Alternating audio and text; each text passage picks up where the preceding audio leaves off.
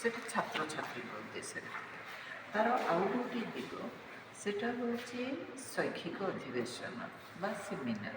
ତ ତେଣୁ ଆମର ସେମିନାର ଗୁଡ଼ିକ ଆୟୋଜିତ ହୋଇଛି। ତାର ମୁଖ୍ୟ ବିଷୟ ହେଉଛି ପ୍ରଥମ ବିଶ୍ୱ ଓଡ଼ିଆ ଭାଷା ସମ୍ମିଳନୀ।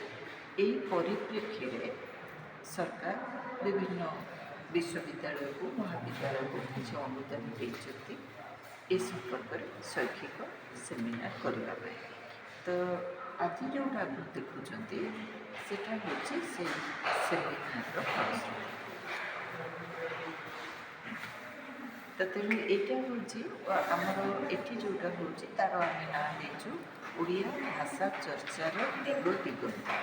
ତେଣୁ ଓଡ଼ିଆ ଭାଷାର ବିଭିନ୍ନ ବିଷୟ ଉପରେ କରାଯାଉଛି, ଯେମିତି ଓଡ଼ିଆ ଭାଷାର ଉନ୍ମେଷ ବିକାଶ ବା ତା'ର ବିବର୍ତ୍ତନ, ଓଡ଼ିଆର ଉପଭାଷା ସମ୍ପର୍କରେ, ଓଡ଼ିଆ କାବ୍ୟ ଭାଷା ସମ୍ପର୍କରେ, ଓଡ଼ିଆ ସାହିତ୍ୟ ମଧ୍ୟଯୁଗୀୟ ସାହିତ୍ୟ ସମ୍ପର୍କରେ, ଓଡ଼ିଆ ଭାଷା ସାହିତ୍ୟ ଓ ଶ୍ରୀ ଜଗନ୍ନାଥ ସଂସ୍କୃତି, ଓଡ଼ିଆ ସଂସ୍କୃତିର କିଭଳି ଓଡ଼ିଆ ଭାଷାରେ ପରିପ୍ରକାଶ ଘଟୁଛି, ଏଭଳି 16ଟି ଭିନ୍ନ ଭିନ୍ନ ବିଷୟକୁ ନେଇକି ଆମର 2 ଦିନ ଧରିକି ସେମିନାର ଚାଲିଛି।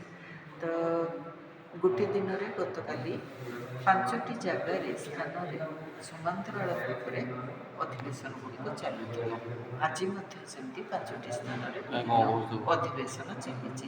ବର୍ତ୍ତମାନ ଯେଉଁଟା ଚାଲିଛି ସେଟା ହେଉଛି ଆମର ଉଦ୍ଯାପନ ଉତ୍ସବ।